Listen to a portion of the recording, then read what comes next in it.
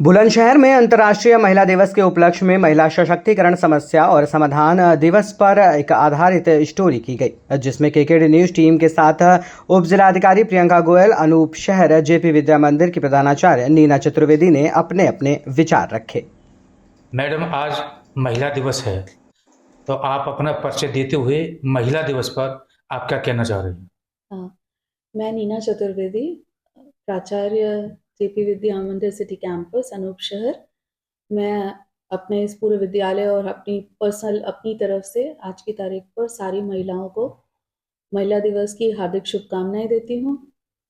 साथ ही ये विचार है कि आज की तारीख पे पुराने ज़माने में तो महिलाएं थी ही, पर आज की तारीख में महिलाओं की भूमिका और बहुगुणी बहुत चहुमुखी हो गई है। घर पे तो उन्हें ध्यान देना ही है, जैसे हम सभी औरतें घर पे सुबह-सुबह काम-वाम करके जल्दीबाजी में निकलती हैं और फिर यहाँ पर भी आकर, और ख़ासकर मैंने पर्सनली देखा है कि लेडीज़ जो यहाँ काम कर रही हैं, वो पूरी तन्मयता से, पूरी शिद्दत के साथ काम कर रही हैं। लड़कियों ने भी अपना परचम लहराया है रिज़ल्ट्स पे, टीचर्स ने भी किया है। साथ ही साथ जहाँ पर भी जिस क्षेत्र में देखा जाए, हाँ, बराबर नहीं भी अगर हुए हैं, तो उस थोड़ा-सा तो ऊपर आए ही हैं। जो पहले का सिनेरियोज़ था देश में, या जो बोला जाए कि स्वतंत्रता के पहले का था, उससे काफ़ी फ़र्क आया है।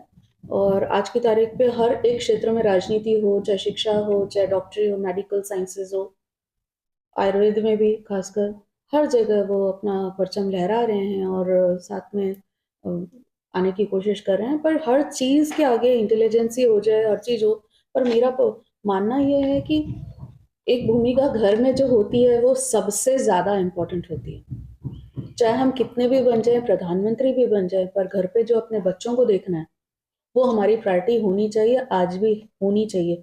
घर में माता-पिता, बाल-बच्चों और परिवार को देखना पहली प्रायोरिटी होनी चाहिए। अच्छा मैडम, महिलाओं को आगे बढ़ने के लिए चुनौतियों का सामना करना पड़ता है। जी। चुनौतियों से निपटने के लिए क्या करना चाहिए महिलाओं के लिए? सीधापन, सीधी-सी बात है। अगर आप अपने काम में ठीक हैं, तो फिर कोई इतनी सारी परेशानियाँ नहीं आती। समय से जाएँ, समय से आएँ, समय का ध्यान रखें और अपना काम तन्मयता से करें। तो जहाँ पर भी आप हैं, जहाँ आपने सही से काम किया, तो ईश्वर भी आपका साथ देता है और सारे लोग फिर आपके हो ही जाते हैं। तो मेरा मानना है कि ये सब स्थितियाँ जो होती हैं, कभी-कभी ये बनाई गई होती हैं, पर अगर आप ठीक से चल रहे हैं, तो वो कम हो जाती हैं। फिर कभी-कभी कानून का सहारा लेना पड़ता है, अगर आगे कुछ ना हुआ तो। जी। हाँ। Thank thank you. You madam. इस समय पर हमारी टीम छोटी काशी अनूप शहर में है। एसडीएम साहब प्रियंका गोयल जी से जुड़ी हुई हैं। तो आज महिला दिवस है, महिला दिवस पर चर्चा करेंगे कि सर, महिलाओं को आत्मनिर्भर बनाने के लिए हमें क्या करना चाहिए? मैं पहले तो सबसे पहले अंतर्राष्ट्रीय महिला दिवस की अपने सभी महिलाओं को, जो भी घर के अंदर घर के बाहर जिस तरीके से अपना समाज के लिए योगदान कर रही हैं, सभी के लिए बहुत बहुत शुभकामनाएं देना चाहती हूँ। और दूसरी बात जो आपने पूछा कि किस तरीके से महिलाओं को आत्मनिर्भर बनाना चाहिए, मेरे अनुसार महिलाएं आत्मनिर्भर शुरू से रही हैं और अभी भी अलग अलग तरीके से, अलग अलग रोल में अपने तरीके से समाज को कंट्रीब्यूट कर रही हैं, इंडिपेंडेंट हैं, सेल्फ डिपेंडेंट हैं। और इसमें शिक्षा के रोल को नकारा नहीं जा सकता है, जो एजुकेशन जो रोल बना करती है, पे करती है। और दूसरा वो है एजुकेशन के बलबूते पर सशक्तिकरण होकर, महिलाओं का जो सशक्तिकरण हुआ है, उसके माध्यम से आजकल महिलाएं हर क्षेत्र में अपने अपने ऊंचे मुकाम तक पहुंच चुकी हैं। चाहे वो पॉलिटिक्स का हो, चाहे लीडरशिप का हो, चाहे एडमिनिस्ट्रेशन का हो, चाहे इंजीनियरिंग का हो, चाहे कोई भी क्षेत्र हो, सब में महिलाएं अपना महत्वपूर्ण योगदान दे रही हैं। तो मैडम, आज जैसे देखा जा रहा है कि भारत देश की सीमा पर महिलाएं अपना योगदान कर रही हैं, तो इस पर आप उन बच्चियों के लिए क्या कहना चाह रहे हैं? ये उनका बहुत बड़ा कंट्रीब्यूशन है। अगर हम उनके लिए कुछ कहेंगे तो ये तो हमारे लिए बहुत बड़ी सौभाग्य की बात है कि वो देश की सीमा पर, जो पहले ये माना जाता था कि महिलाएं नहीं कर सकती, वो कर रही हैं। एक बहुत बड़ा हमारे लिए एक सेंस ऑफ अचीवमेंट है, न केवल महिलाओं के लिए बल्कि पूरे समाज के लिए एक मैटर ऑफ प्राइड है कि महिलाएं हर क्षेत्र में आज आगे बढ़ रही हैं। तो जिस प्रकार से महिलाओं को देखा जा रहा है कि हमारे देश में अभी तक महिलाएं असुरक्षित दिखाई देती हैं, सुरक्षा का अभाव है?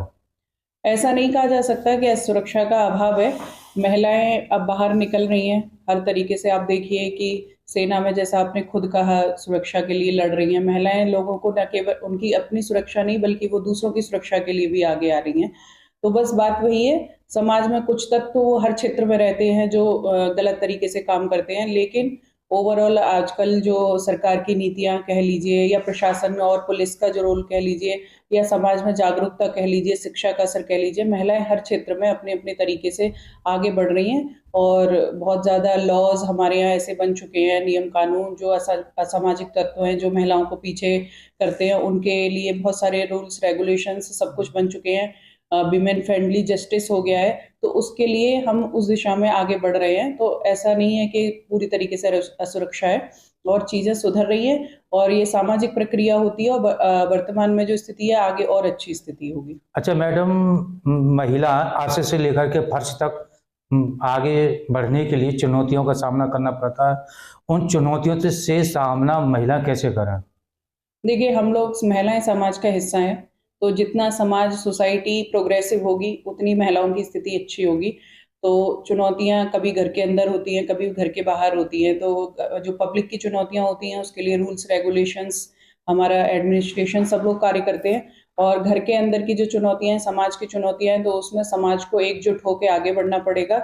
और जो महिलाओं का जो उनका स्पेस है, जो उनका योगदान है, उसको समाज को रिकॉग्नाइज करना पड़ेगा। तो पूरे समाज को एक यूनिट की तरह कार्य करना पड़ेगा उसके लिए।